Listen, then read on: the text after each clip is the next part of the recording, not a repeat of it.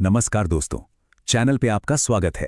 आज हम बात करने वाले हैं भारतीय संविधान के एक ऐसे हिस्से की जो हम सबकी जिंदगी की नींव है, हमारे मौलिक अधिकार।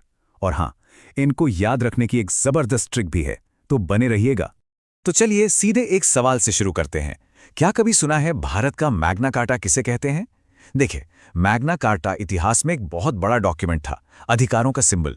और हमारे देश में ये टाइटल दिया गया है हमारे संविधान के पार्ट 3 को। क्यों? क्योंकि इसी में है हमारे फंडामेंटल राइट्स। हाँ, तो यही वो अधिकार हैं जो हमारी डेमोक्रेसी की, हमारे लोकतंत्र की नींव हैं। ये आपको मिलेंगे संविधान के पार्ट 3 में, आर्टिकल्स 12 से लेकर 35 तक। और आपको पता है इसका आइडिया हमें कहां से मिला? अमेरिकी संविधान से। तो आज की हमारी चर्चा में हम क्या क्या देखने वाले हैं? सबसे पहले समझेंगे कि भारत का बिल ऑफ राइट्स क्या है। फिर देखेंगे हमारी 6 सबसे जरूरी आजादियां। इसके बाद हम धर्म और संस्कृति से जुड़े अधिकारों पर बात करेंगे। फिर जानेंगे कि इन अधिकारों को बचाने का सबसे बड़ा कानूनी हथियार क्या है। और आखिर में यह भी देखेंगे कि कौन से अधिकार सिर्फ और सिर्फ भारतीय नागरिकों के लिए हैं। तो चलिए शुरू करते हैं सेक्शन 1 से, भारत का बिल ऑफ राइट्स। देखिए, जब 1950 में हमारा संविधान बना तब हमारे पास 7 फंडामेंटल राइट्स थे। लेकिन फिर 1978 में एक बड़ा बदलाव हुआ। 44th अमेंडमेंट ने राइट टू प्रॉपर्टी यानी संपत्ति के अधिकार को इस लिस्ट से हटा दिया। तो अब हमारे पास कितने बचे? सही, अब हमारे पास 6 मौलिक अधिकार हैं। और संपत्ति का अधिकार वो अब एक फंडामेंटल राइट नहीं बल्कि एक लीगल राइट है। चलिए अब आते हैं दूसरे सेक्शन पर।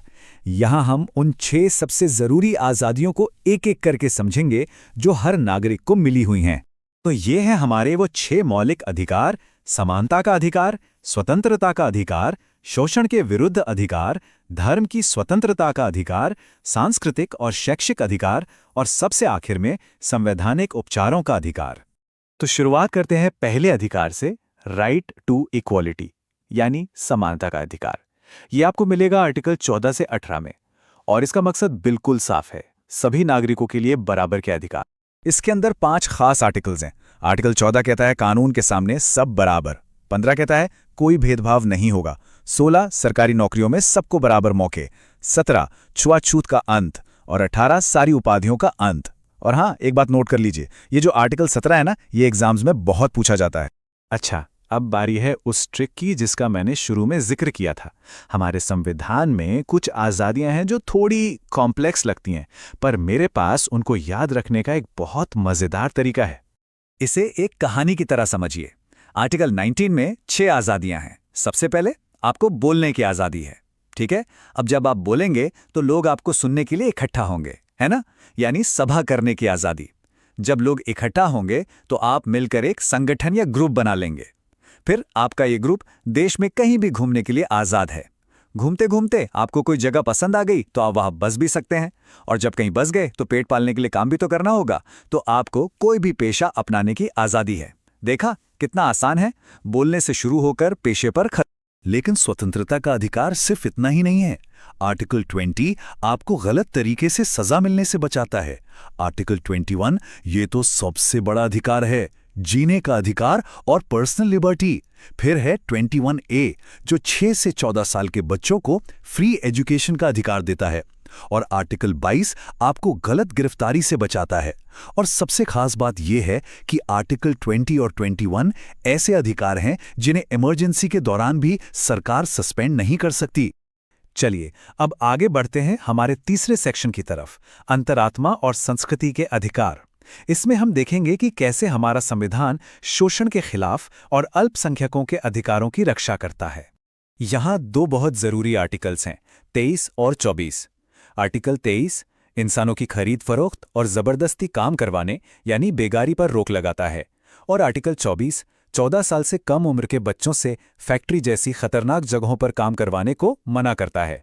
मतलब दोनों ही समाज के सबसे कमजोर लोगों को प्रोटेक्ट करने के लिए हैं। हमारा संविधान माइनॉरिटीज यानी अल्पसंख्यकों को धर्म और भाषा के आधार पर पहचानता है। इनमें मुस्लिम, सिख, ईसाई, बौद्ध, जैन और पारसी समुदाय शामिल हैं।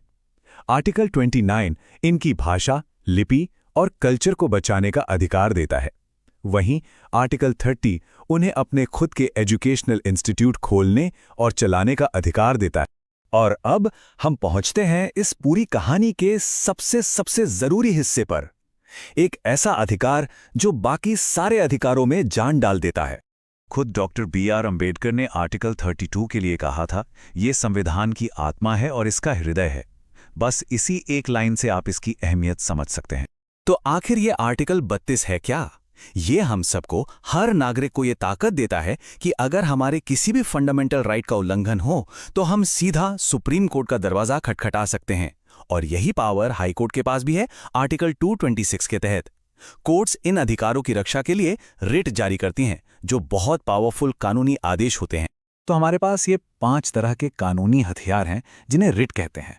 पहला है हेबियस कॉर्पस, मतलब किसी को गैर कानूनी हिरासत से छुड़ाना। दूसरा मैंडेमस, मतलब किसी सरकारी अधिकारी को उसका काम करने का आदेश देना। तीसरा प्रोहिबिशन, यानी निचली अदालत को अपने दायरे से बाहर जाने से रोकना। चौथा है सर्श्योररी, मतलब किसी केस को निचली अदालत से ऊपर की अदालत में मंगवाना। और पांचवा क्वो वारंटो, ये पूछना कि आप किस अधिकार से इस सरकारी पद पर बैठे। और अब आते हैं आखिरी सेक्शन पर।